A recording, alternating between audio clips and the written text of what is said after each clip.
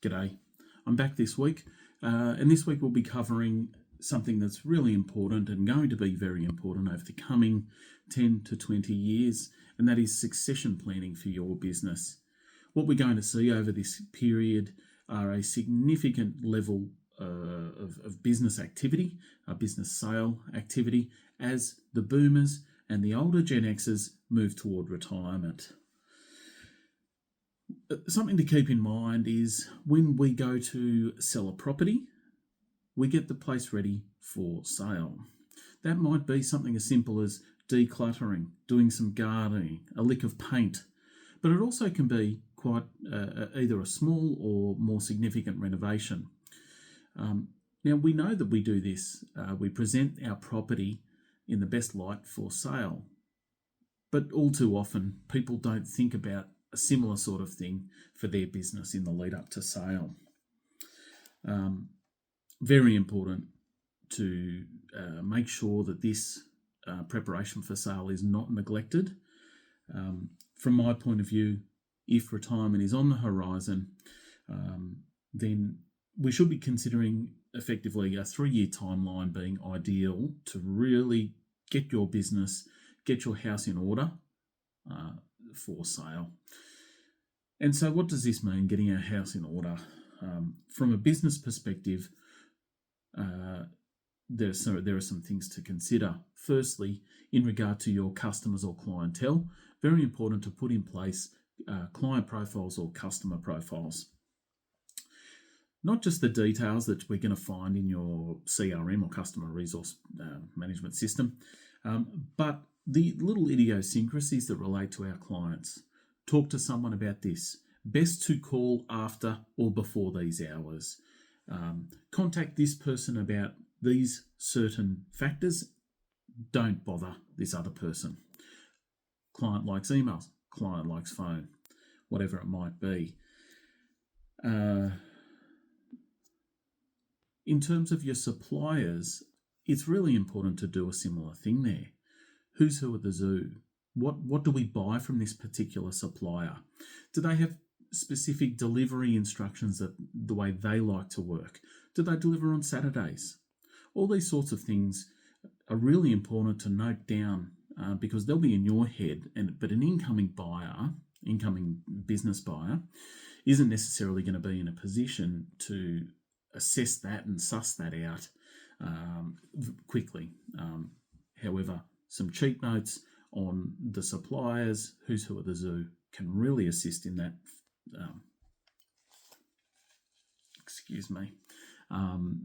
Really assist in that manner. In terms of operations, I'll step back. In terms of human resources, it's really important to have employment contracts in place. If they're not already in place, if they are in place, it'd be worth reviewing those and making sure that they're current and they deal with the current awards and standards. Really important to have comprehensive job descriptions set out, and along with particularly some detail around key staff, what their plans are. If there are certain things that while Bob might be 75, he's going to work until he drops. Things like that, might alleviate an incoming purchaser's concerns around key person risk or things like that. As you're working through this process, what it can do is identify skill gaps. And you might note there that this really is a potential problem. You know that perhaps there's a staff member who is going to look to retire over a certain period of time, or there are certain facets of what you do as the business owner that are really quite key and would be more ideal being dealt with by a staff member rather than the business owner.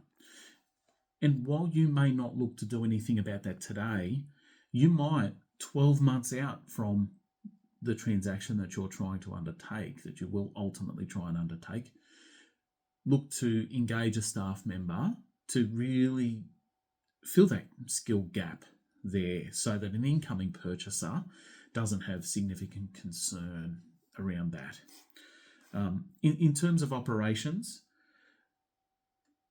it's really important to have on file a library of templates. That can be emails, letters, spreadsheets. And if you don't already have if you do have those in place, review them.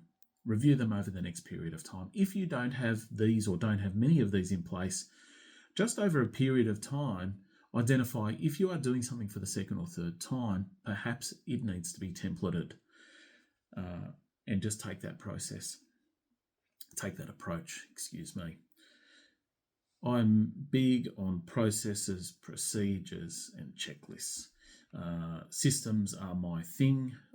It reduces errors, it improves quality control. It means that you will be able to drive down the level at which the work is completed, meaning that you can potentially use a younger, cheaper staff member, less skilled staff member to perform the same task that without that procedure or checklist, it might require someone to think a little more and therefore need a little more skill. And that usually means that they are more expensive. So really look to work through those to put them in place. It's also really important to have some sort of document management system. Now, I'm not saying go and spend all this money on some U-Butte document management system. If you have one in place, make sure you start using it effectively if you're not already. If you don't have a document management system in place, then set up a logical file and folder structure and start saving everything into that, so that someone coming in has 2 to 3 years of lead up activity that they can see what has transpired, and they're not having to call you for the next 3 years to ask you what might have happened. It's also then important to consider who your potential buyers might be. Is it someone within the business? Now, if it is someone within the business, this is not a 5-minute process to talk to them about and get them to sign on the dotted line and proceed. They might need to talk to their family. They might need to consider how they might fund an acquisition. They might just need to sit down and process within their own head how it might look for them moving forward. So that's not something that you can just, T-3 decide I'm going to have a quick chat to old mate who's been working for you for 10 years and see whether they're interested in buying.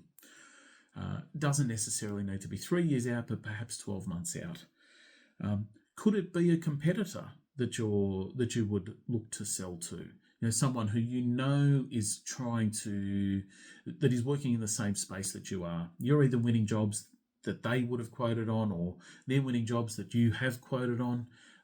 You'll see the same faces around and understand who really is in your space in terms of competition, and perhaps it is a competitor who would like to build on what they already have in place and use your client base as well.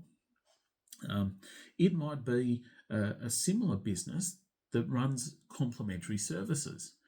Now, you might use them as a subcontractor for certain things, and they potentially might use you for certain things. Now, this is a really good prospect to talk to. Now, again, it really requires you to have a real business in place, not just the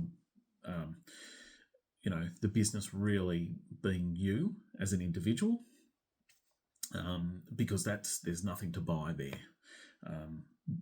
For a business that is in a complementary sort of space, they need to be able to see that they don't have to do too much to make sure that the doors keep open and the calls keep coming in and the work is delivered. Perhaps, however, it is an unrelated third party that we come across through the process. I guess the important thing here, the theme all the way through, is to be prepared. Get on the front foot early. Seek advice from your business advisor or accountant, or potentially a business broker as well, much ahead of time, to really understand what you definitely should do or definitely should not do in order to best prepare your business for sale.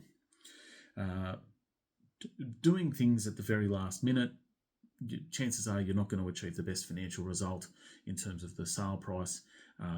We also don't want to fall foul of any capital gains tax concessions that you might be entitled to had you shifted timing or something like that. So really important to do that well in advance.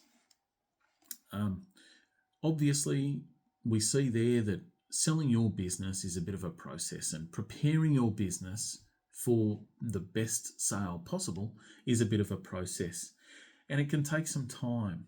So the sooner you start on that, the sooner you will be ready for sale and better placed in the lead up so that you achieve the best possible result for all the hard work that you've put in over the many years. This is your baby, and very important to maximise the result as you move towards retirement. I'm TC, that's my 2 cents.